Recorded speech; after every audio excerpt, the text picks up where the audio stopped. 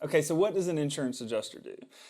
Depending on which type of insurance adjuster shows up at your adjuster meeting, it could determine the next steps and the courses of action that are going to have to be taken.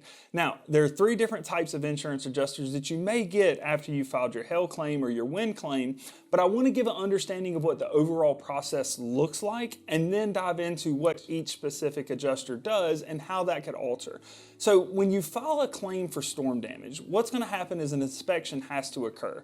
Someone's going to come out, they're going to get on the roof, they're going to document any damage that they see, they're going to go around the house looking at the downspouts, the window screens, the AC units, trying to find dings to soft metals.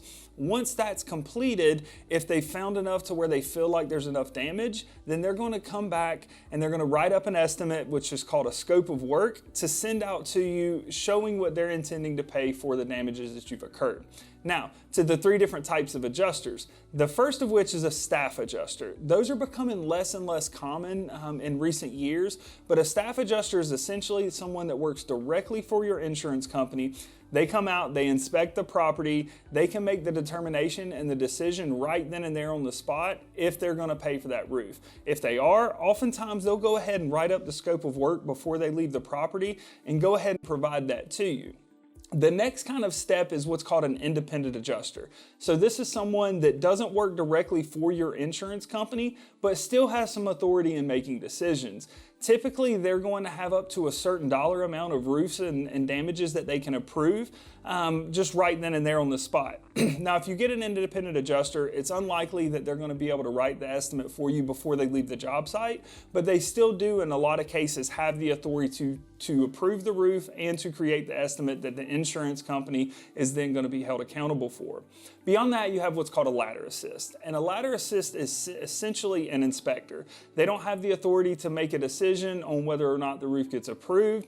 They don't even have the authority in a lot of cases to write the estimate. Essentially what their job is to come out on the property, to do the assessment, to check for dings in the soft metals like the downspouts, the AC units, the mailboxes, to get up on the roof and inspect the roof looking for storm damage like hail or wind.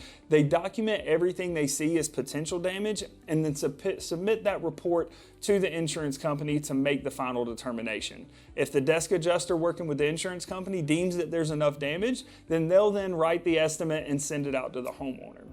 And the reason that this is important is because knowing which type of adjuster you have coming out to look at your property can impact and affect how long the process is going to take for you and as you're working with your contractor to get this roof replacement taken care of for you. So if you've just filed your claim or just thinking about filing a claim, check out this video to get a better understanding of the entire process. And if you've got your adjuster meeting coming up and want to know what to expect out of that meeting, check out this video for a little more detail.